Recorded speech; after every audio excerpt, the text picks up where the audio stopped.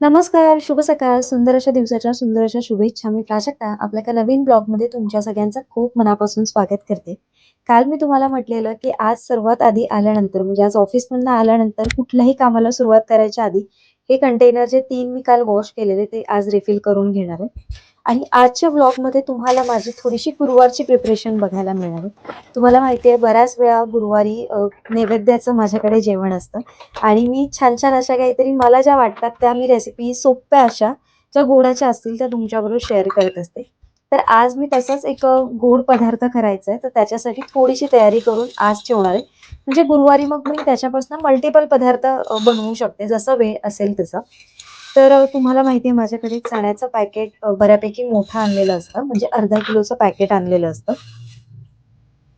तर इथे मी 2 वाटी घेतलेले आहेत बघा. मोजून 2 वाट्या घेतलेल्या आहेत. म्हणजे अगदी पूर्ण वरपर्यंत नाही, पण थोडेसे असे 2 पेले घेतलेले आहेत. आता हे जे चणे आहेत ना, हे आपल्याला थोडेसे गरम करून घ्यायचे. म्हणजे ते थोडेसे कुठे नरम असतील किंवा काय असतील आणि याची सालं निघण्यासाठी मदत होणार आहे. तर मेन म्हणजे मला त्याची सालं काढून घ्यायची आहेत आणि ती जर गरम झाली तर पटकन निघतात सालं.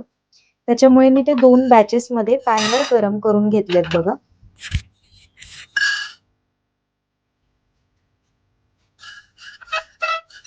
आता हे जे चणे आहेत ते पूर्णपणे आपल्याला थंड करून घ्यायचे. तर थंड करून झाल्यानंतर मगच आपण याचं पुढची रेसिपी ट्राय करणार आहोत. तर त्याच्यासाठी या रेसिपीसाठी आपल्याला वेलची पण लागणार आहे. तर मी 4 मोजून वेलची घेतल्यात आणि त्या पण आहे ना हा जो पॅन आता गरम आहे ना त्याच्यावर मी टाकून घेणार आहे. म्हणजे त्या कुठे थोड्याशा नरम असतील ना, तर त्या पण थोड्याशा म्हणजे अशा क्रिस्पी सारख्या होतील. आता हे चणे थोडेसे अजूनही गरम होते, तर मी ते पहिले थंड करून घेतले. आणि मग ते असे सोलून घेतले. आता हे सोलून झाल्यावर आपल्याला मोजून घ्यायचंय, की याचं प्रमाण किती झालंय.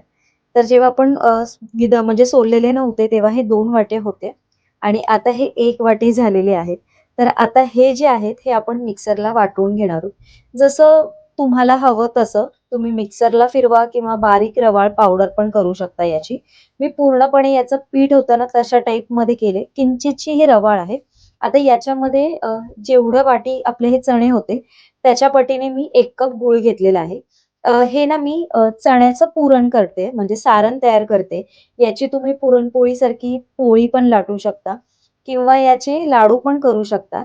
पण किंवा त्याचबरोबर याच्या करंज्या पण खूप छान होतात. पण याच्या करंज्या आणि याच्या चण्याच्या पिठाचे जे लाडू आहेत ना, ते प्रॉपर जे आपले चणे असतात ना, ते छान असे खरपूस भाजायचे, मग ते भरडायचे, मग ते पाखडायचे आणि नंतर मग दळायला द्यायचे किंवा जात्यावर दळायचे आणि मग त्यांना चण्याच्या पुरणाच्या करंज्या करायच्या किंवा मग त्याचे लाडू करायचे. काय मस्त होतात. तुम्हाला ती रेसिपी माहिती असेल तर मला नक्की कमेंट करून सांगा. तर आता जेवणाची तयारी करायची आहे. तर जेवणाच्या तयारीसाठी आज मला एकच राईस करायचा आहे. त्याच्यासाठी सगळं चॉपिंग, कटिंग असं बरंच काही मला करायला लागणार होतं. तर त्याच्यासाठी ना मी आज तुमच्याबरोबर हा एक प्रॉडक्ट शेअर करणार आहे. तर हा आहे अगारो एलिगंट व्हेजिटेबल चॉपर. आपल्या किचनमध्ये आपल्या चॉपिंगसाठी बराच वेळ जातो. त्याच्यासाठी हा मला असं वाटतं खूप उपयोगी आहे. माझ्याकडे एक आहे, पण तो छोटा आहे. तर म्हटलं चला हा आपण मोठावाला ट्राय करू. तर याची कॅपॅसिटी 500 ml येते. वरती हे एक असं लीड येतं आणि याच्या आतमध्ये जे आहे ना, ते डबल तुम्हाला ब्लेड दिसतात आणि ते स्टेनलेस स्टीलपासून बनलेले आहेत. त्यांनी इथे बाजूला लीड पण एक त्याला दिलेलं आहे, जे नाईफ खूप शार्प आहे. त्याच्यामुळे चॉपिंग अगदी फाईन असं होऊन जातं. आणि हा जो जार आहे त्याची कॅपॅसिटी 500 ml आहे. म्हणजे तुम्ही ॲट अ टाईम भरपूर असं याच्यामध्ये चॉपिंग करू शकता. फक्त एक लक्षात ठेवायचं, की चॉपिंग करताना वरपर्यंत अगदी कचाकच भरायचं नाही. भाज्या एक जेवढं लेव्हल दिलेलं आहे तिथपर्यंतच भरायचं. तर आता मी तुम्हाला याच्यामध्ये वेगवेगळ्या भाज्या ज्या आपल्याला आज लागणार आहेत, त्या चॉपिंग कटून करून दाखवणार आहे. म्हणजे तुम्हाला देखील कळेल, की डबल ब्लेड असल्यामुळे याच्यामध्ये किती फाईन चॉपिंग होतं. याला 1 वर्षाची वॉरंटी दिली जाते आणि बरोबर असलेल्या युजर मॅन्युअलमुळे हे ऑपरेट करणं खूप सोपं जातं. लीड वरती लावून घ्यायचं आणि लीड लावल्यानंतर वरती ही मोटार फिक्स करून घ्यायची. त्याच्यानंतर प्लग ऑन करायचा आणि वरती असलेलं हे बटन एका सेकंदासाठी होल्ड करून घ्यायचं आणि बस. तुमचं एकाच सेकंदातच इतकं फाईन चॉपिंग झालेलं असतं. तर मी याच्यामध्ये सर्वात आधी गाजर चॉप करून घेतलंय आणि तुम्ही बघू शकता खूप अगदी फाईन चॉप झालेलं आहे. आता मी याच्यामध्ये कांदा आणि त्याचबरोबर मिरची देखील बारीक चिरून घेतलेली आहे. आता सर्वात शेवटी मी टोमॅटो कापून घेतलाय आणि तो पण मी याच्यामध्ये ठेवलाय आणि तुम्ही बघू शकता अगदी प्युरी झालेली आहे याची आणि हा क्लीन करायला देखील सोपा आहे बघा. फक्त मोटर आहे ना ती पुसून घ्यायची आणि बाकी जे सगळं आहे म्हणजे जे अदर एक्सेसरीज आहेत ते आपण नळाखाली डायरेक्टली वॉश करू शकतो. याची व्होल्टेज पॉवर ही 400 वॅटची आहे आणि अगदी परफेक्ट आहे. छोट्या फॅमिलीसाठी असो किंवा मोठ्या फॅमिलीसाठी अगदी परफेक्ट असा हा प्रॉडक्ट आहे. जेवणाला सुरुवात करायच्या आधी मी म्हटलं, तर चला ही फुलं घेऊन आलेली आणि गुरुवार असल्यामुळे माझ्याकडे फुलं ऑलमोस्ट संपत आलेली. म्हटलं आजच घेऊ. उद्या मग खूप घाई-गडबड होते आणि मला खूप जास्त देखील उशीर होणार आहे उद्या यायला. तर ना आज फुलं मला खूप महाग मिळाली. ही जी छोटी फुलं आहेत गुलाबाची ती ₹50 पाव किलो मिळाली. नाहीतर इतर वेळेस मी जेव्हा आणते तर मी ₹40 किलोनी ही फुलं घेऊन येते. पण ही मला आज ₹50 पाव किलो मिळालेली आहे.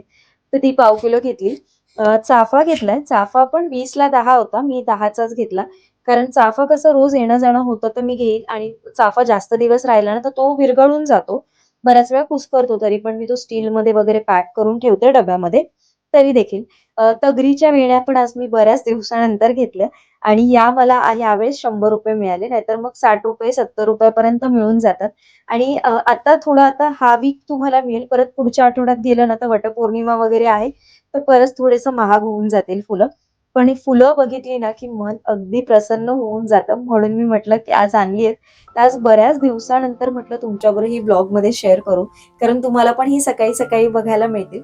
मी प्राईस यासाठी सांगते ना, की तुम्हाला पण काही गोष्टींचं रेट माहिती असणं गरजेचं आहे. तुम्ही मला बऱ्याच दिवसांपासून पण एक रिक्वेस्ट करतायत, की प्राजक्ता तू एक्झॅक्टली कुठून घेतेस, काय घेतेस ते आम्हाला देखील दाखव ती जागा.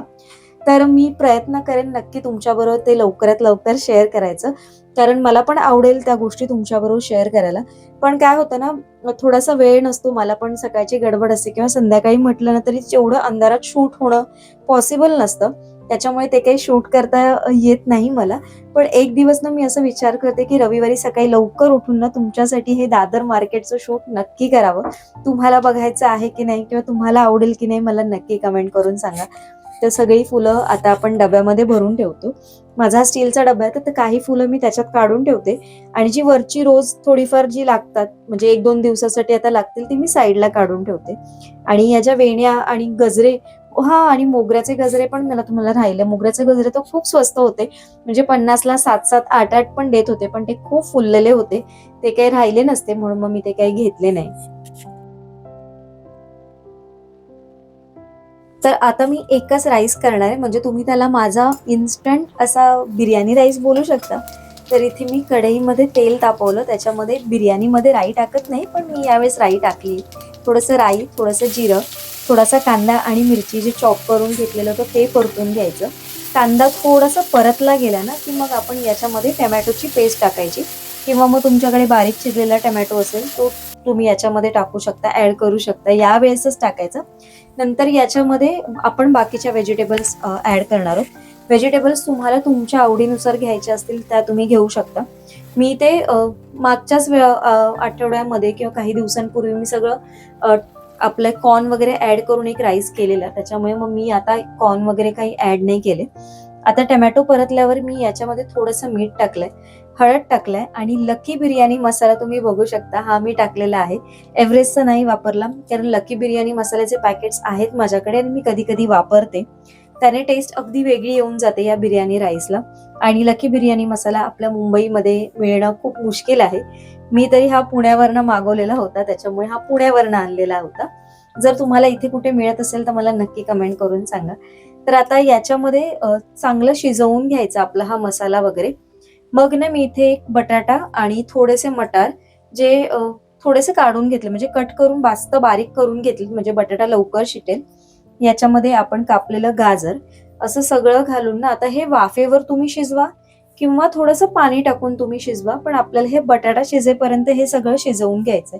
आणि बटाट्यामध्ये सगळे मसाले आहेत ना छान मुरले जातात, टेस्टला खूप छान लागतं. तर मी थोडंसं पाणी टाकलेलं किंचितचं आणि हे सगळं शिजवून घेतलं आणि तुम्ही बघू शकता आता बऱ्यापैकी ते आटलं पण आहे आणि शिजलं पण आहे. त्याला कलर थोडासा डार्क असा आलेला आहे. आता याच्यामध्ये मी 1 चमचा दही ऍड करणार आहे, कारण तुम्ही बिर्याणी राईस म्हटला इन्स्टंट का असो ना, त्याच्यामध्ये दह्याची टेस्ट ही असलीच पाहिजे. तर दही टाकून मिक्स करून घ्यायचं आणि मग आपला शिजवलेला जो कुठला भात असेल तो तुम्ही याच्यामध्ये ऍड करा. मी रात्रीची वेळ आहे त्याच्यामुळे मी बिर्याणीचा जो आपला बासमती तांदूळ असतो तो नाही वापरला, कारण तो खूप हेवी होऊन जातो रात्रीचा खायला. म्हणून मी जो आपला नॉर्मल जो भात आहे तोच, आणि याच्यामध्ये भरपूर व्हेजिटेबल्स वगैरे आहेत त्याच्यामुळे ते ऑलरेडी हेवी होऊन जाईल, म्हणून मग मी कमी ऍड केलेलं. आणि याच्याबरोबर काही रायता वगैरे केला की मग काम होईल.